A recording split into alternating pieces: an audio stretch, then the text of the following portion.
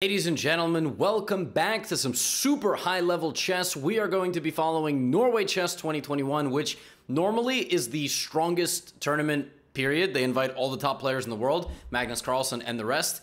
But obviously, due to COVID, the field is slightly smaller. So right now, the field is Magnus Carlsen, Alireza Firouzja, Ari Tari, Sergei Karjakin, Richard Rapport, and Jan Nepo, the player who's going to be playing against Magnus for the World Championship. So it's a very interesting matchup. Now the format real quick. They play classical, but if the classical game is drawn, they stay the same color and they play a rapid game called Armageddon, where white gets 10 minutes, black gets 7. They get an extra second, like plus 1 second, starting from the 40th move. So you can't just belligerently flag somebody. And if you win in classical, you get 3 points. But if you win in the Armageddon, you get 1.5. And if you make it to the Armageddon and you lose, you get 1. So we have a really fun format, and there's a lot of fun games, and that's all I have to say to you. I hope you're doing fantastic, and here we go. Obviously, the timestamps on the video player are by the matchup. So e4, e5 between Jan Nepo and Alireza Firouzja. We have something known as the Ruy Lopez. Surprise, surprise. Anarchy chess, where you at? a6. And this is all very standard stuff. Now here, black has a wide range of options. Most of them do have to do with the move b5. And then, you know, the bishop can go to e7, the pawn can go to d6, or you can delay the pawn to d6 and play d5 in one swoop. So, black plays b5 and bishop c5. This is very standard nowadays as well, to develop the bishop slightly more actively than going to e7, but the drawback is that black does not consolidate the center, and this bishop can be a target. So a4, very standard move. Trying to put some pressure over here. What black will now play is this move, rook b8, so that ab5 doesn't come at the price of a full rook, which would then promptly end in resignation, unless these players were rated about 600-700. So knight takes e5. Here, white again has several options. One is to slowly build up like this, and another is to, I think, take and then slowly build up like that. Theoretically speaking, I think that's basically it. Although white can also just develop naturally, but this is not considered like very good because you just play directly into b4. Nepo plays the third most popular move, but he takes advantage of literally what I was saying. The pawn in the center and then this bishop. You might say, well, how? I don't understand. Well, it's a fork. So he takes on e5 and then he plays d4. So he hits the bishop and the knight. Alireza gives back the bishop and they play d6. Now we have a trade like this and f4. Actually, if you look at the position, white seems to be like in very good shape. Good control of the center, very strong bishop, completely owns this file. This queen is strong. You got to move your queen out of danger, but you're like totally fine. And like up until maybe f4, knight c6, like right here, we're still following hundreds of games. Hundreds of games have gone like this. After castles, knight c3, we leave the path of like standard play here very quickly. So rook e8, just activating the rook on the e file. And Jan here can take on b5. Well, he can take on b5, but then he would be losing his center pawn. And by the way, this just looks like a clean fork. It's not, because you get forked yourself. And now, like, let's say you just hang around and try to protect your piece. You're still protecting this, but actually, no, you're not. Because after takes, bishop d7, you are going to lose the knight. And then you will promptly resign, unless you are rated 600 or 700. So, Jan has a little bit of a problem. So what does he do? Tries to solve his problems by being aggressive. That is a strategy that can apply to life as well. Pawn, except when you're driving. Takes, takes, takes, takes, takes. Bishop f4. Temporary pawn sacrifice, and he's able to get away with it because his pieces are so active. Rook goes back to e8. Now Jan's like, all right, I'm going to apply some pressure to your knight. When you move your knight, which you have to do, I'm going to win my pawn back. Now I'm no longer down a pawn, and I have like really, really nice pieces. But apparently, it was even better for him to take this pawn. And the point is that now that pawn loses, the knight loses the defender, which was the pawn. So for example, something like this. A bishop endgame where he would basically have what's known as a queenside majority. He would have a 2-on-1, and if he wins this pawn, he just wins the game. Because these pawns will go. And that's it. It doesn't matter that he's down a pawn over here, because those pawns are going to be passed pawns. I'm not exactly sure why he didn't play knight takes b5. Perhaps there was some exchanges, and like yeah, I don't know, b2 is hanging. I don't know. Probably he gave some like thorough analysis of what he didn't like. Instead, he decided to take on c7. And after this trade, rook b7 is a nice move to defend the to target the bishop and try to have white do something about it. And the rest of this game is actually pretty funny. Like bishop d8 hits this knight, and the knight can't guard the bishop anymore if it's captured, but the rook is like stuck defending everything, and like that. Black's position looks to be hanging by a thread, and you would think like white is just making really good progress, but all of a sudden Alireza goes here, and everything is good. Like everything is guarded. Also, he's pressuring some pawns. Also, what's this bishop doing? So Jan says, you know what? I've had enough. Let's just repeat moves. Let's just repeat moves. I don't think I can make any progress, and he's completely right. His chance was probably knight takes b5. So when there is a draw, the players go take a break, and then they return with the same colors. Jan begins the game with 10 minutes. Alireza gets 7. If they make it to the 40th move, you get 1 second bonus. Now, they are playing for 1.5 points for a win, and if you lose, you get 1. So let me know what you think of the format, by the way. So e4, e5, and here Jan Nepomniachtchi must have realized that he's just an absolute gangster. Like sometimes you just need to look in the mirror and go, oh wow. And he played f4. He played the King's Gambit at the highest level. Now he didn't play this in classical, but also he recently came out, I believe, with a King's Gambit course. So like he's been studying these lines for a long time. Hey, emergency services vehicle, can you please keep your siren down? Like I understand you got to get to where you're going. Relax. They see you. You're big and flash peep. I was gonna say you flash people, but that's not a good thing to say. Anyway, back to this. Alireza takes on f4, and the King's Gambit has so much theory. Like you can go g5, knight f6, d5 in some positions. Sometimes this bishop comes out. It's really wild stuff. Alireza plays knight f6, which counterattacks the pawn in the center, doesn't let white just freely develop everything. e5 and knight h5. This is the point. You just put this knight here. You're like, you're not going to win my pawn back. And then if you ever move your knight, queen h4 check is possible. So d4, that's standard. d6 fights back against the center. And here, white has the option of knight c3, bishop c4, and queen e2. And he puts his queen in front of the bishop to line up an attack on this king. Apparently, according to theory, now black has to go here. Black has to go, actually, I'm good. Thank you very much that you want to beat my ass, but I'm good. I don't want that, so no, let's actually keep the center closed.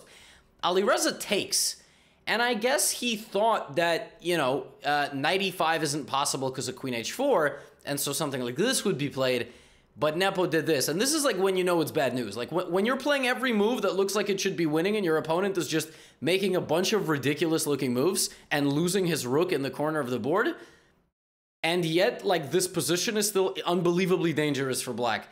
So the engine here, it like basically has an aneurysm and calls out of work. It's like, I'm good. Like, I don't want to participate in this very like analysis at all. Apparently black has to give this check.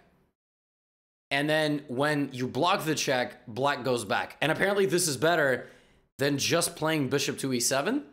And I think it has to do with how active this knight is on c3. So you're apparently supposed to give a check so that white blocks their own knight's path. The knight is more passive here. Black has enough time to castle and consolidate. Alireza didn't know that, and he played bishop to e6. And Jan really made it clear that you can't just play against the King's Gambit and not know what you're doing. He immediately plays knight c3. Alireza gets aggressive with g5. g5 is a great move, trying to like dislodge like some of the coordination of white's position. But Jan just marches forward. d5, unfazed, gives up the bishop to take a bishop. Pawn takes f7 on the way. If you just take back, the attack is anything but over. I'll play queen c4. You cannot prevent me from taking everything. Like, if you go queen h6 and think you've accomplished anything, I go here, like, it's bad. It's... Bad is a generous term for this position. So, bishop d6 played, and Jan plays a long castle, and then gives a check, and then takes on f7. So he's attacking on all sides of the board. f7... h8, this. I mean, every piece in Firouzja's position is about to collapse. He takes, he doesn't even, Jan gives another piece of turn, all right? Gives another piece of turn, slides the king out of check, takes d6, takes b7. I mean, it's gobble time, all right? The pieces are there, and they are mad that their rent is overdue. We take on a8, And it's funny because at the end of the game, material is equal. Like at the end of all this, material is equal. But you know what the evaluation is here? Plus 13 for white because of black's king. Now it's up a pawn for white. But in this position, Alireza just resigned because, well, he played 25 moves and he didn't move a rook. All right, so he essentially gave rook odds and he's also getting mated. So yeah, that's probably bad. And by the way, if you're wondering what the heck is going on here, why the queen can't take the rook, it's because it's being protected. And if you're wondering why the queen can't take the queen, it's because it's illegal. So yeah, that's kind of a barrier to entry there. So huge win for Nepo and a very stylish one. Very nice game by him. Here we have Sergei Karjakin, Richard Rapport, and Richard Rapport plays a Taimanov Sicilian defense. An open Sicilian with e6. So nowadays, this is pretty rare to play an e6 Sicilian that's not the 4 knights. So they play a lot of this 4 knights, or they'll play like the classical. They'll like throw in d6 and knight f6, and then they'll put their bishops like that. Taimanov is pretty rare. And it's completely fine. It's just very rare. So white's idea is oftentimes to play f3, queen d2, long castle. Black's idea is actually sometimes to leave the king in the center, but to attack on the queen side. It's a very imbalanced Sicilian. Also, there's a line nowadays with queen f3. Queen f3 is incredibly popular. I don't know if it's exactly in this position, but like you trade this queen, you look for a strategic advantage, you castle long, queen f3 is really popular. But he plays g4. Karjakin plays a move that's been played in like less than 0.5% of games. It's been played maybe 50 times in this move order. It's not a crazy idea. You want to go g5 and disrupt the development over here. And Anand has played it versus Van Forest in one of these online events. But it leads to some really wacky positions. Namely the fact that after b4, black is just going to win the center pawn. And make white move the rook. So this just looks really good for black. But what's the problem? Well, it's like move 10 and all your pieces are on the back row. And you're about to get your rook lost. So you got to move your queen again, and then you got to move your queen again. And now white castles. Look at this position. It's move 13. White has all his pieces out. Black has no pieces out. Queen's out. So what black has to do now is consolidate and be up an extra pawn. That's the way it goes. Knight f6. Can't go wrong with that move. Now bishop g2. Attacks the rook in the corner. Bishop b7. When in doubt, you got to trade some pieces. Doesn't matter if you haven't developed any. If you can just trade off your opponent's active pieces, that's good enough. So g5. That was always the plan. Knight jumps into the middle of the board. Queen d4. And now let's rotate back. Let's give up the pawn on b4 to trade bishops. Okay. And now we got rook b8. So Rapport sacrificed the pawn because he can open up his b and c lines. Well, c was always open, but now b's open. Karjakin keeps the queen around with queen a4, and now a5.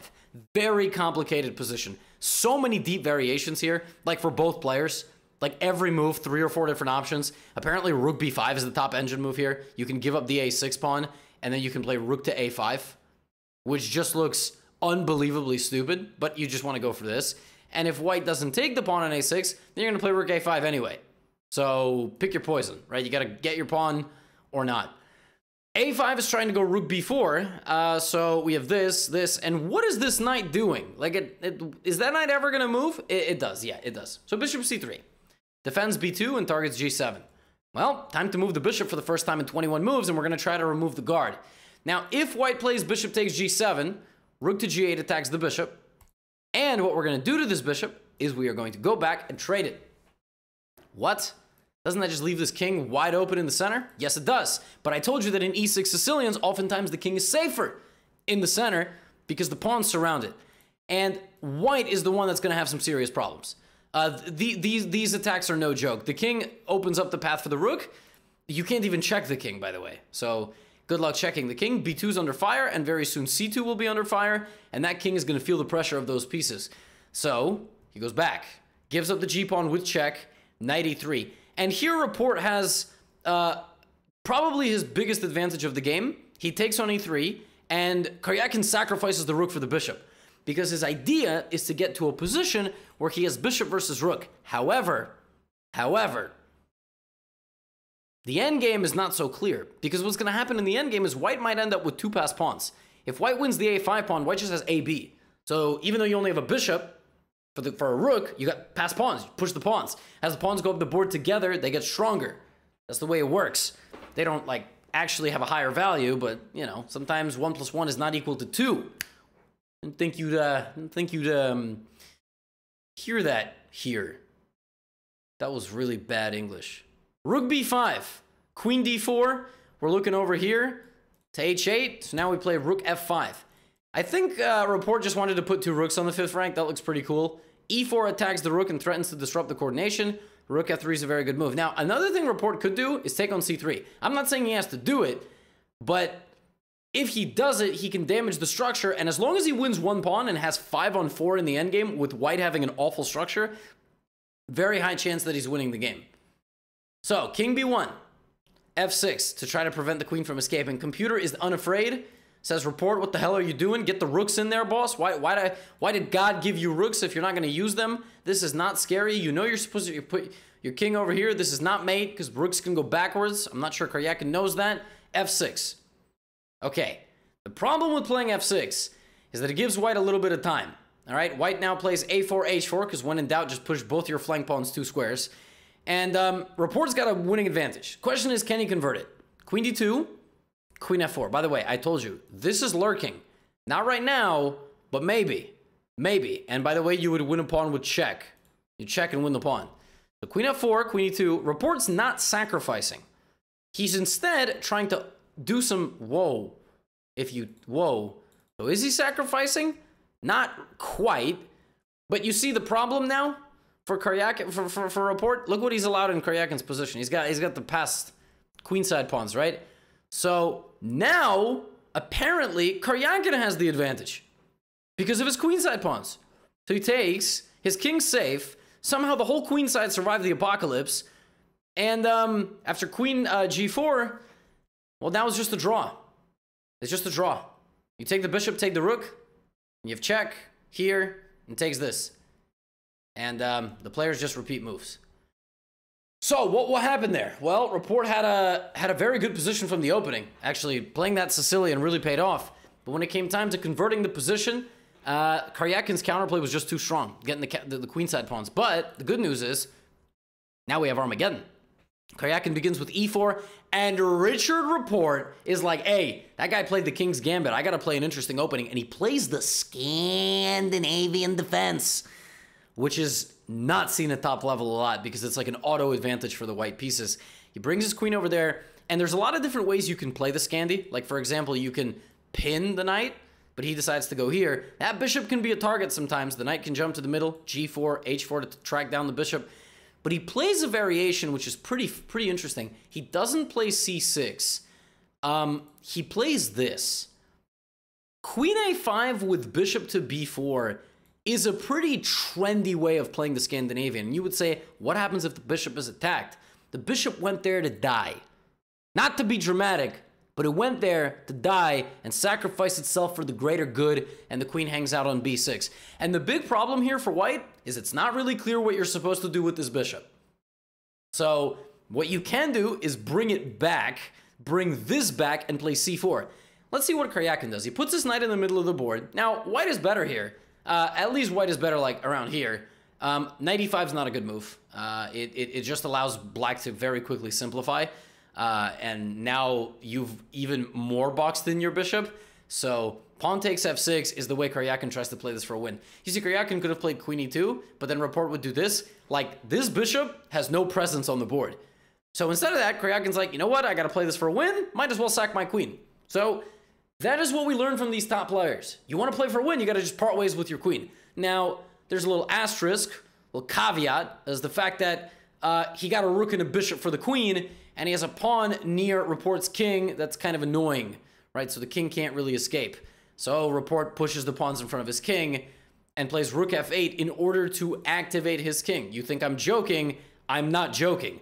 So in the middle of a game, Rapport's got a queen. He's like, queen, you chillin'? I'm not gonna bother you. King, you gotta go put in your work.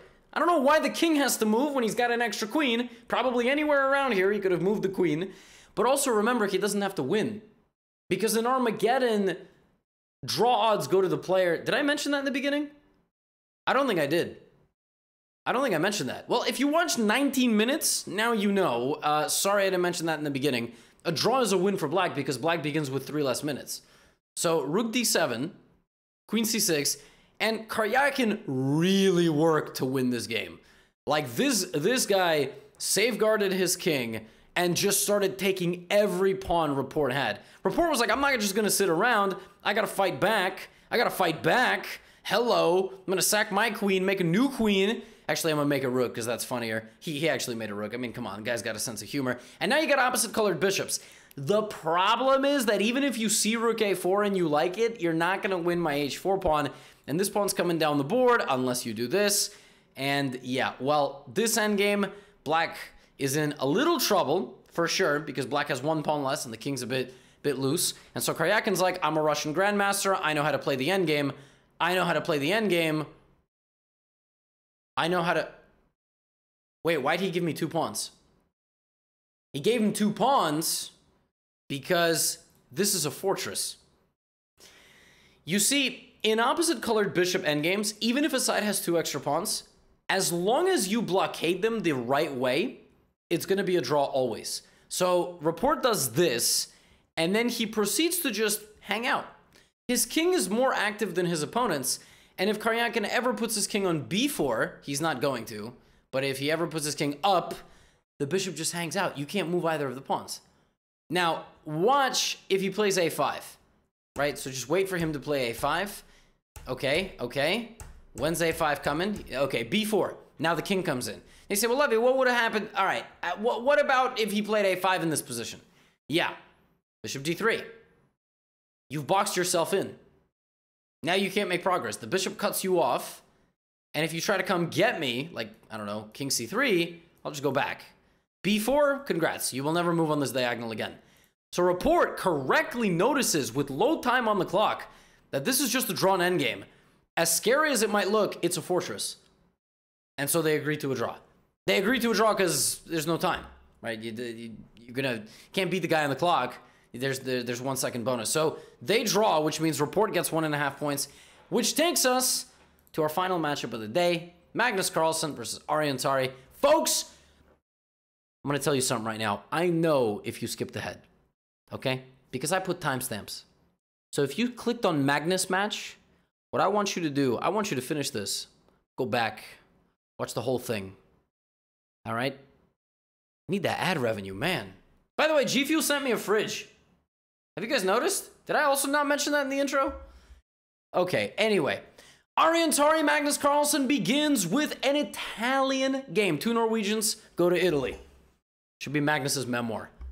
Knight f6 and bishop c5. Okay, very good. Gioco pianissimo. Except with a twist. Knight to d2 is not a very common theoretical move. It's a very flexible move. Like normally white probably plays one of these 3 moves, maybe b4, a4. And since you don't play b4, black's like, well, I'm gonna go a5. So this position has been seen like 25,000 times. This position has been seen 20 times. Just goes to show you how unbelievably hard chess is. How can 2 moves just change the game that much? Well, let's find out. Knight f1. The idea is to open the bishop again and maybe put the knight over here. And now we're officially in brand new territory. This position has never been seen before. Castles. Bishop g5. Magnus waits. So Tari's like, bruh, what if I get your bishop? Or what if a few moves later, this knight jumps into the middle? And that's exactly what happens. So he gives up the bishop pair. Now Tari's got the bishop pair. And he opens up the board. And Tari just trades and puts his knight on f4. Tari is much better versus Magnus Carlsen in the first 15 moves of the game with the black pieces. Wow. Well, now he's got one problem. He's got to win. Can he do it? h4. Yeah, well, you leave a GM unattended. That's what they're going to do. It's also not it's not a bad move. Like, you would think castling is good here, but it's really not, because queen takes d4. Boop and boop. Oops. Oh no, my queen, but not really. h4. Rook b8. b3. Tari's like, let's go. You're not letting me in? I want to get in there. Yes, sir. Rook b2. Rook b2 out of the blue. Whoa, look at that. Rhyming. Takes, and he takes on f4. He's like, I don't like this knight anymore. Queen f or gf, also good. Takes, Knight f5, and takes, rook e8 check, king f1. Look at this position. Magnus is up, well, he's not up a pawn after queen f5. Magnus has completely equal material and not a very promising pawn structure. He also has a very weak king, and he hasn't moved his rooks or his queen. Bro, 25 moves, and this dude did not move his queen or his 2 rooks. Rook h5, queen g6, rook h4. And now Tari has a choice. He can play rook takes f2 check, king f2, queen g3, and go into a queen and rook endgame. Or he could do this and go queen versus 2 rooks. He's much better here. He's probably on the verge of being winning, like convincingly winning. And he runs his king to safety. And Magnus is trying to create some counterplay. He is 2 pawns down. Now, if Tari just plays queen a2 after rook c7, the board shrinks a little because these pawns aren't very good. So it's really a question of whether these 2 pawns can survive. But Tari decides to sack his f-pawn. To sack, just give it for free. To open up Magnus's king, and then he plays queen a5. But that gives Magnus just enough time to come up with a fortress defense. Now if you play d5, I immediately go here, and my rooks coordinate together on the 7th rank. And that is exactly what Magnus does. So now they coordinate on the c file, or the 7th rank. c4, rook c6, and Tari brings it all back. And then Tari just forces a draw by shuffling his pieces back and forth. Wait. What? So, why didn't he play on? Like queen h5, king h2, queen d2. Something like this. I guess he didn't play on because he thought it was a fortress. The only way he's going to win this is to go f6 and try to walk his king to help the pawns. He chooses not to. Okay. Time for Armageddon. Okay. I wish he would have. That would have been cool if he beat Magnus with Black and Classical. But we repeat. The same thing. Bishop c5. In fact, everything is the same. So clearly on break, Magnus must have been like, damn it, I forgot my notes. That's the difference. He plays knight g3 this time. Last time he did this and got in trouble, that was too provocative of a move because despite pushing pawns in front of your king, Tari got a really good position. So knight g3, now this knight slides out of the way so it can't be taken. And Magnus is like, you sure about that? You want me to take the center? Do you know what my name is? I don't even need the castle. Because where is your bishop going? Okay, you checked me. You don't get any bonus points for that. Didn't they teach you that in GM school? What about your bishop? Tari's got to play this to counterattack the bishop. Bishop comes back, plays a4. a4 is not a bad move. You got to save your bishop somehow. Whoa. Okay, a little danger levels action there. We take that. Bishop c2. Now you got to trade it, and you got to move your bishop to a5. Now, is Magnus actually going to take this pawn completely directly in the line of this rook for any discovered attack? Yes, he is, because there's no discovered attack. This is scary in theory, but not in any practice. So he takes, and a couple moves later, he comes back. And you see what Aryan did incorrectly here? He tried to clarify the situation in the center of the board, but Magnus is like, yo, I'm not going to take and open up threats to my own position, right? One capture changes the whole game. But instead, he goes here. He's like, if you take me, one trade changes the whole game. Now you're getting mated. Congratulations. You played yourself. So f5. Now, listen. Here I need to excuse Magnus. For all of his accomplishments in chess, he is not a member of Anarchy Chess on Reddit. And he doesn't know that en passant is actually forced. He didn't know. All right, he didn't know. Then again, maybe he saw en passant, he just didn't like it. So knight back to e2. Now f4. This is actually a very interesting idea. Essentially, the point is that he's sacrificing a second pawn. Aryan's sacrificing a second pawn, and now his rook is playing in the game. It's a very computer idea. Very, very common computer idea. Sack the pawn, and then open up an attack with knight h4. This looks really promising. Maybe not knight h4, but like, I mean, it looks really promising. The bishop, the knights, the queen, the rook. What did the engine like here? The engine, so the engine wanted him to bring his queen. It wanted the queen to stand on g4 to try to pressure some stuff. But the idea is there, right? So he plays this, and Magnus puts his pieces in front of his king. It's the pieces like this, just standing in front of each other, all threatening to trade off one another. The more Magnus trades, obviously, the safer his king gets, the more he gets closer to winning. Takes, knight goes back to g5 and f4. So he's now transformed that position into a pawn wall. He trades knights and has a pawn wall in front of his king. This knight is hanging around, and now Magnus says, you have no way out. Your only way out is to take the pawn and open up the rook. Look at that. Your knight's stuck. You think I'm locked in here with you? You're locked in here with me. Watchman? Anybody? No? Okay. Well, sorry if I creeped you out. That's from Watchmen. c5. King g2. I got you with the references. You know I'm talking sports, music, movies, shows. I got you. That's why you love this channel. Because you never know what you're going to get in one of these videos. You never know when I'm going to break the fourth wall and talk directly to you. And if you're not even watching me on the video, you just have me in another tab while you're like coding or something, God bless you all the same. All right? Any of the gods that you're subscribed to. Any of them. f5. Queen e8. b4. Look at this position. Like what? Like now the bishop's got to go. Doubled pawns in the center of the board. The only kind of double Ds you might not want. b7, g7, h7. It's all so passive. And Magnus just brings the rooks. Slides the queen out of danger. At some point, the rook on a1's got to move, right? Right, Magnus? Magnus, move the rook. Magnus, why are you going on an attack? What about the rook on a1? Magnus, there are children who watch your games. Can you please move the rook on d1? Oh my God. Yes! Yes! Yes! Finally, it took you 40... How many moves? 40 moves. 41 moves. It took you to move that rook. And he safeguards this king. Look at that. Queen hanging. But he plays e7 because he wants a new queen. So Magnus rolls. And, yeah, tell me not that these are, like, the two most gangster pawns you've ever seen. Remember I told you last game what happens when pawns go together? Or, like, look at that. So Magnus wins the Armageddon. He gets 1.5 points. And these are your standings after 2 rounds of action in Norway chess. Hold on. I got to crop it. Let me just give me a little second. All right, here we go. Boom. Those are your standings. Oh, I cut off Tari. Tari, I am so sorry. That's what we got going on here. 1 out of 6.5. Why does it say 6.5? What? Why is it out of 6? Is it because he competed for 6.5 points? I don't know. That's very confusing. Anyway, Rapport has 4.5.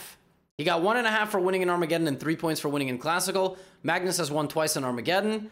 And Nepo and Karjakin, folks, haven't played one of the rounds because they had visa problems. So the standings are all messed up. Until they catch up, that's what the standings are going to look like. They are just literally a game behind. A lot of weird stuff going on in this event, like 2 players not making it there in time, so they'll be playing each other on the rest day. I hope you enjoyed 33 minutes of recap. You already know what it is. We're going to cover every game, every day, every round, because there's not a lot of players. Much love. Get the intermediate boot camp if you haven't already. And that's it. I'll see you all tomorrow. Peace out. Get out of here.